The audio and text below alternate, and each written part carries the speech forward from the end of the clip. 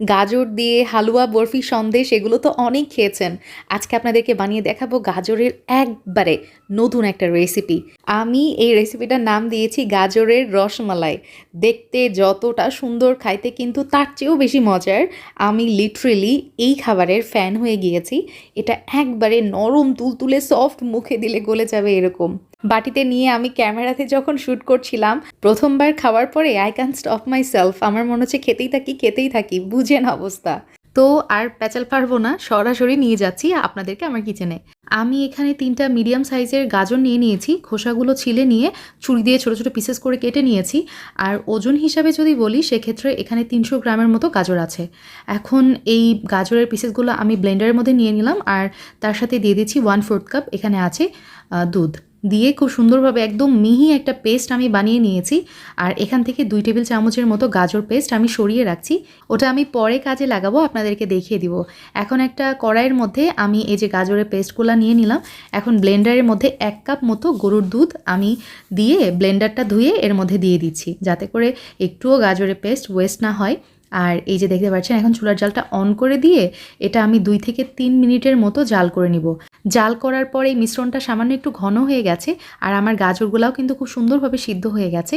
এখন অ্যাড করে দিচ্ছি আমি সুজি। এখানে আমি ব্যবহার করেছি 1/2 কাপ সুজি। তো এখন সুজির সাথে এই মিশ্রণটা খুব ভালো মতো মিক্স করে নিব, আর অনবরত নাড়তে থাকতে হবে যাতে করে দানা পেকে না যায়। এই সুজি কিন্তু আগে থেকে ভেজে নেওয়া না, এখানে আমি কাঁচা সুজিটা ব্যবহার করেছি। যখন কড়াই থেকে এরকম মিশ্রণটা উঠে উঠে আসবে, তখন আমি চুলার জালটা অফ করে দিয়েছি। আর একটু ঠান্ডা হয়ে গেছে, যখন হাতে সহ্য হচ্ছে আমার গরমটা, তখন আমি এখানে ছোট ছোট মিষ্টি বানিয়ে নিব। রসমালাইয়ের মধ্যে যেরকম ছোট ছোট মিষ্টি থাকে, সেরকম আকারেই আমি বানিয়ে নিয়েছি। তবে আপনারা চাইলে এর থেকে বড় কিংবা ছোটও বানিয়ে নিতে পারেন। আর এখানে প্রায় আমার 30টার মতো মিষ্টি হয়েছে।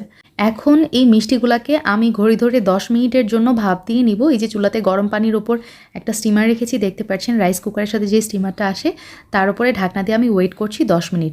তো 10 মিনিট পরে আলহামদুলিল্লাহ আমার মিষ্টিগুলো কিন্তু ডাবল হয়ে গেছে, ফুলে সুন্দরভাবে কুক হয়ে গেছে, আর একবারে তুলার মতো তুলতুলে সফট হয়েছে। আসলে এটাই আমি চাচ্ছিলাম। চুলা থেকে মিষ্টিগুলো নামিয়ে নিয়েছি। এখন একটা কড়াইয়ের মধ্যে আমি নিয়ে নিচ্ছি হচ্ছে 2.5 কাপ এখানে আগে থেকে জাল করে রাখা গরুর দুধ। 2.5 কাপ মানে প্রায় 600 ml এর মতো দুধ আমি এখানে ব্যবহার করেছি। চুলার জালটা অন করে দিলাম। যখন দুধে একটা বলক চলে আসবে, তখন আমি ব্যবহার করছি এখানে 3 টেবিল চামচ গুঁড়া দুধ। গুঁড়া দুধটা ব্যবহার করার কারণে দুধ জাল করে আমার ঘন করার দরকার নাই, এমনিতেই দুধের শিরাতে একটা ক্রিমিনেস আসবে। আর এখন দিয়ে দিচ্ছি গাজরের পেস্ট। এটা দিলে কিন্তু রসমালাইয়ের মধ্যে এক্সট্রা করে আর স্যাফরান ব্যবহার করতে হবে না। চিনি দিয়ে দিলাম 1/2 কাপ, তবে এটা আপনাদের টেস্টের উপর ডিপেন্ড করবে। আর 2টা এলাচ ব্যবহার করছি। এখন আমি এটা খুব সুন্দরভাবে বলক দিয়ে নিব।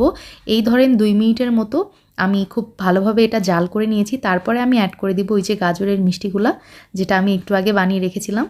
তো সবগুলো আমি এখন এই যে দুধের মধ্যে দিয়ে দিচ্ছি। দিয়ে ঢাকনা দিতে হবে না, কিছু না। এভাবে এখন ঘড়ি ধরে আমি জাল করব 8 থেকে 10 মিনিটের মতো। তাহলেই কিন্তু এই মিষ্টিগুলা, এই দুধগুলো কিন্তু অ্যাবজর্ব করে নিবে প্রপারভাবে, একদম সফট হয়ে যাবে, নরম তুলতুলে যাকে বলে। আর এই রসমালাইয়ের যে শিরাটা থাকবে, সেটা কিন্তু এতটা ঘন হবে না, একটু পাতলা থাকবে। আপনাদেরকে কনসিস্টেন্সিটা দেখিয়ে দিব। নামানোর আগে আমি একটু বাদাম কুচি ব্যবহার করেছি।